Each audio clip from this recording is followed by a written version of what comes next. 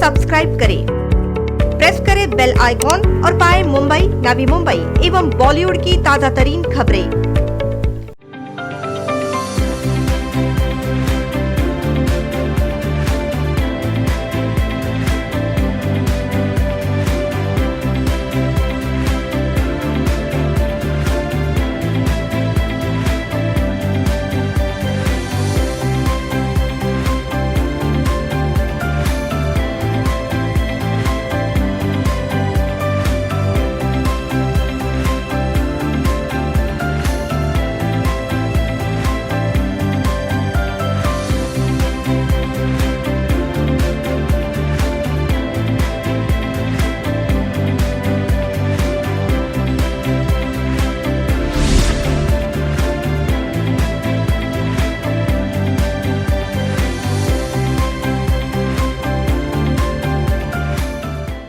फेफड़ों का कैंसर एक प्रकार का कैंसर है जो फेफड़ों में शुरू होता है।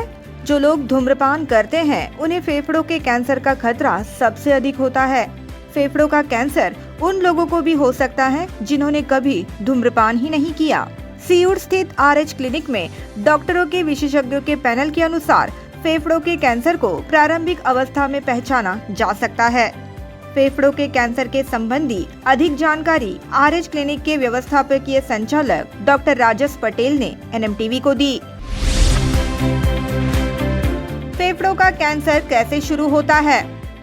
RH क्लिनिक के डॉक्टर राजस पटेल ने NMTV से बात करते हुए कहा कि सिगरेट पीने वाले लोगों के फेफड़ों में धुआं भर जाता है एवं यहाँ धुआं अंदर जाने से जख्म होने लगते हैं। फेफड़े का कैंसर या लंग कैंसर शुरू होता है बेसिकली जब हमारे लंग्स बार बार रिपीटेडली किसी इंजरी, जैसे कि बहुत छोटी इंजरी होती है, जैसे कि कोई अगर इंसान जो सिगरेट पीने वाला है या हुक्का पीने वाले हैं या वेपोराइजर यूज़ करने वाले लोग हैं, उनके लंग्स में बार बार ये जो धुआं और कार्सिनोजेनिक जो उसके अंदर जो मटेरियल्स होते हैं ये बार बार अंदर जा के छोटी छोटी इंजरीज हमारे लंग के अंदर वो कॉज करना शुरू कर देते हैं।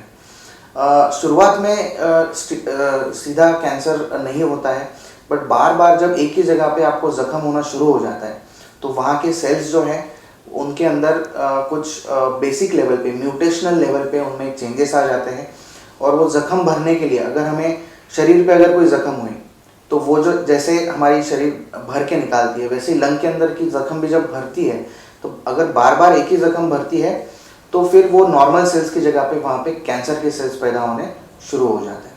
तो इस तरह से लंग कैंसर की जो शुरुआत है वो होती है। कई बार हम लोग ने ऐसे देखा है कि बहुत सारे पेशेंट्स हमारे पास आते हैं जिन्होंने ज़िंदगी में कभी किसी प्रकार की उनको हैबिट्स या बुरी आदतें नहीं थी, जिन्होंने कभी सिगरेट, तंबाकू, बीड़ी को हाथ नहीं लगाया है, जो कि प्योर वेजिटेरियन है, बट फिर भी उनको लंग कैंसर डायग्नोस होता है। तो इसके पीछे जो अभी तक की मेडिकल साइंस में जो भी स्टडीज़ हुई है वो ये कहती है कि उनके अंदर म्यूटेशन, जीन्स में म्यूटेशंस कुछ ऐसे हो जाते हैं कि जिसकी वजह से जो नॉर्मल सेल्स हैं वो कैंसरस सेल्स में कन्वर्ट हो जाते हैं। तो ऐसे इस प्रकार से जो कि नॉन स्मोकर्स हैं उनके अंदर भी लंग कैंसर की शुरुआत हो सकती है। फेफड़ों के कैंसर का कारण एवं जोखिम। जिन लोगों को पहले से ही सांस में तकलीफ, अस्थमा की समस्या है, ऐसे लोगों में फेफड़ों के कैंसर की संभावना अधिक होती है। RH क्लिनिक के डॉक्टर राजस पटेल ने फेफड़ों के कैंसर के कारण भी NMTV के सामने बयां किए। फेफड़े के कैंसर के जैसे हम लोग ने अभी बात की कि सबसे मेन फेफड़े के कैंसर का कारण है एक तो स्मोकिंग या बीड़ी सिगरेट का यूज़ होना। दूसरा एक उसका कारण है जो लोग एस्बेस्टॉस की फैक्ट्री है या पेंट्स की फैक्ट्री है वहाँ पे जो लोग काम करते हैं वो डेली बेसिस पे कई सारी छोटे छोटे पार्टिकल्स जो कि हमारे लंग्स के लिए हानिकारक होते हैं उनको एक्सपोज होते रहते हैं। और अगर किसी पेशेंट्स को पहले से कोई बीमारी, दमे की तकलीफ़ है या सांस की तकलीफ़ है या उनको बहुत बुरा कोई फंगल या कोई ऐसा इन्फेक्शन अगर उनको चेस्ट में हो चुका है 10 साल पहले, 5 साल पहले, तो वो धीरे धीरे बाद में कैंसर में कन्वर्ट होने के भी चांसेस होते हैं। तो लंग कैंसर के यही मेन कारण है, एक तो स्मोकिंग या बीड़ी सिगरेट का यूज़ होना, या ऑक्यूपेशनल एक्सपोजर, मतलब जहाँ पे आप काम कर रहे हो वहाँ पे आप अलग अलग चीज़ों को, जैसे बारीक सीमेंट के पार्टिकल हो गए, एस्बेस्टॉस के पार्टिकल हो गए, या पेंट के फ्यूम्स हो गए, इनको आप एक्सपोज हो रहे हो।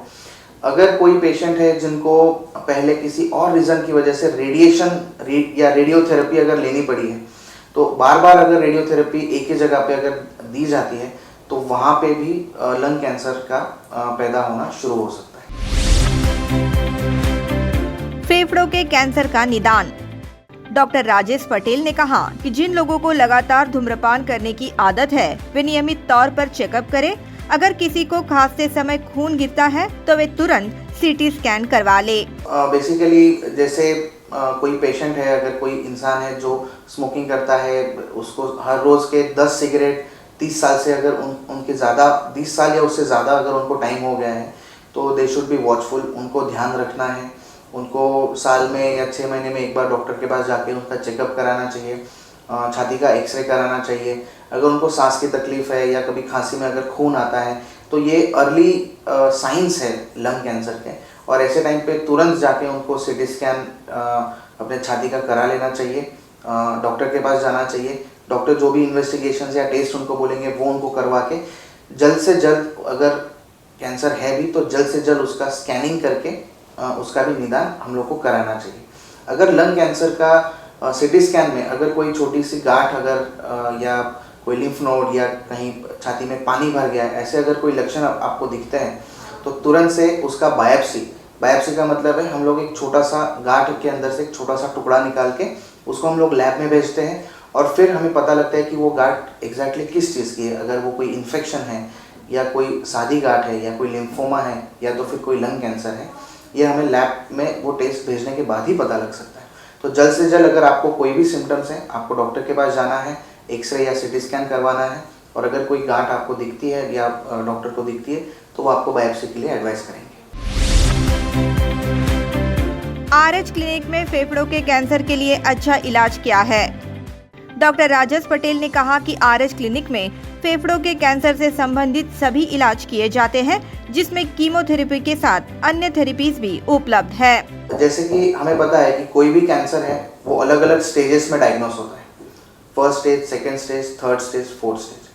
यूजुअली इंडिया में जो हम लोगों ने देखा है कि काफ़ी सारे जो लंग कैंसर के पेशेंट्स हैं ये थर्ड या फोर्थ स्टेज में उनका डायग्नोसिस हो रहा है, क्योंकि फर्स्ट और सेकेंड स्टेज में उन्हें कहीं बहुत बार कोई तकलीफ नहीं होती है, छोटी सी गांठ होती है जिसकी वजह से उनको ना सांस की तकलीफ होती है, थोड़ी बहुत खांसी होती है जिसके लिए वो अपने फैमिली डॉक्टर के पास जाके या सीधा मेडिकल स्टोर में जाके वो खांसी की दवाई ले लेते हैं। उनका कभी कोई एक्सरे या सीटी स्कैन नहीं होता है और कैंसर का डायग्नोसिस उनका डिले होता जाता है। तो यूजुअली जो पेशेंट्स जो थर्ड या फोर्थ स्टेज में जो डायग्नोस होते हैं उनके ट्रीटमेंट के लिए आरएच क्लिनिक में हमारे पास कीमोथेरेपी है, टारगेटेड थेरेपी है, इम्यूनोथेरेपी भी अवेलेबल है। लंग कैंसर का जो मोस्ट कॉमन फॉर्म या टाइप जो है जिसे हम लोग एडिनोकार्सिनोमा कहते हैं, कि अगर 100 कैंसर के अगर 100 पेशेंट्स हैं तो उसमें से 75 to 80 पेशेंट, मतलब 75 to 80% of patients are usually of adenocarcinoma.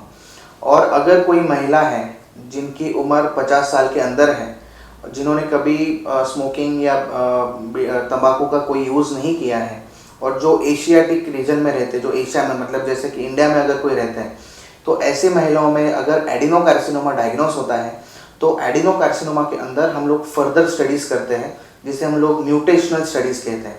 अगर उन म्यूटेशनल स्टडीज़ में अगर कोई EGFR, ALK, ROS1, PDL1 ये अगर कोई म्यूटेशंस पॉजिटिव आते हैं तो हमें कीमोथेरेपी अवॉइड कर सकते हैं। हम उन्हें सीधा एक टारगेटेड थेरेपी, मतलब सिर्फ एक गोली, जो उनको एक डेली बेसिस पे एक गोली खानी पड़ेगी, एंड वो गोली उनके कैंसर को कंट्रोल में रख सकती है, उसको कम कर सकती है।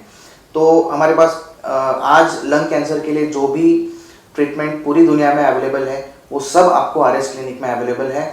कीमोथेरेपी भी है, टारगेटेड थेरेपी भी है और इम्यूनोथेरेपी भी है। फेफड़ों के कैंसर के साथ कैसे रह सकते हैं? अगर पहले चरण में कैंसर का निदान होता है तो ऑपरेशन कर गांठ निकाली जा सकती है एवं मरीजों को केमोथेरेपी से दूर रखा जा सकता है। ऐसी जानकारी भी डॉक्टर राजेश पटेल ने दी। फेफड़े के कैंसर अगर आपको अर्ली स्टेजेस में डायग्नोस होता है तो बहुत बार उसका सर्जिकल रिमूवल कर देते हैं, मतलब ऑपरेशन करके उस अगर एक छोटी सी गांठ है तो उसको हम लोग निकाल के फेंक सकते हैं। बट अगर लंग कैंसर अगर एडवांस्ड या मेटास्टैटिक स्टेज या स्टेज 4 में अगर वो डायग्नोस होता है तो ऑपरेशन करके उसको निकालना नामुमकिन रहता है। और ऐसे समय में हम लोग ये कोशिश करते हैं कि पेशेंट के जो भी कैंसर है उसके ऊपर हम लोग ज़्यादा से ज़्यादा उसकी जेनेटिक या म्यूटेशन स्टडीज़ करें और उनको कीमोथेरेपी से ज़्यादा हम लोग दूर रखने की कोशिश करते हैं। जितना हो सके हम लोग उनको टारगेटेड थेरेपी या इम्यूनोथेरेपी पे शिफ्ट करने की कोशिश करते हैं। क्योंकि टारगेटेड और कीमोथेरेपी के जो साइड इफ़ेक्ट्स हैं वो कीमोथेरेपी से बहुत कम है। टारगेटेड और immunotherapy very well tolerated kind of treatment है। उसके लिए आपको बार बार टारगेटेड थेरेपी के लिए आपको बार बार हॉस्पिटल आने की भी ज़रूरत नहीं है। आप घर पे बैठ के आप गोली खा सकते हो और बस हर 2-3 महीने में आपको आके सिर्फ ओपीडी में आपको फॉलोअप कराना पड़ता है। कभी सीटी स्कैन, कभी एक्सरे, कभी ब्लड टेस्ट, इतना ही आपका फॉलोअप रहता है और आप आपकी नॉर्मल ज़िंदगी लंग कैंसर के साथ भी आप जी सकते हैं। फेफड़ों के कैंसर के ज्यादातर मरीज अमेरिका में इलाज करना पसंद करते हैं और भारत में नहीं। आगे उन्होंने ये भी कहा कि कैंसर के इलाज के लिए जो बाहर जाते हैं उनमें अधिकतर मरीज ये फिल्म स्टार होते हैं। साथ ही उन्होंने ये भी कहा कि जो इलाज विदेश में किया जाता है वही इलाज अब भारत में भी उपलब्ध है और अगर कोई दवाई भारत में उपलब्ध नहीं है तो वो दवाइयाँ विदेश से भी मंगवाई जा सकती है। अमेरिका में या बाहर के देशों में जब यहाँ से लंग कैंसर के पेशेंट्स जाते हैं तो हमें ऐसा लगता है कि वहाँ पे कोई और ट्रीटमेंट अवेलेबल होगी या कोई और दवाइयाँ वहाँ पे अवेलेबल होगी।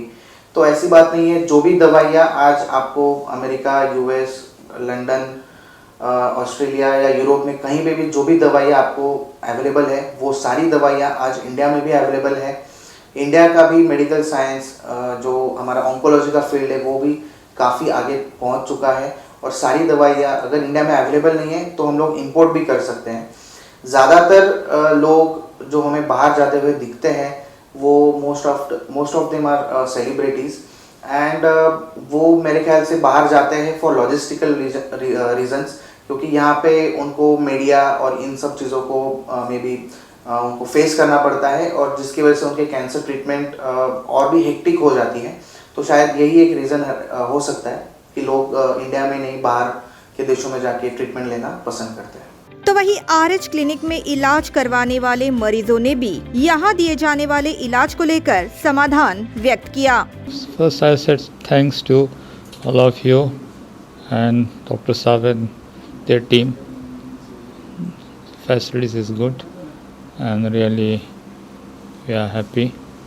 They are providing their best facilities for us.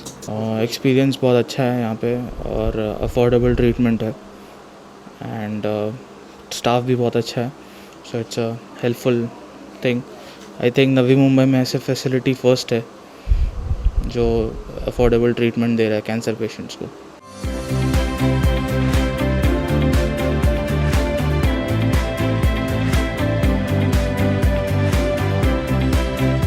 Bureau report NMTV news.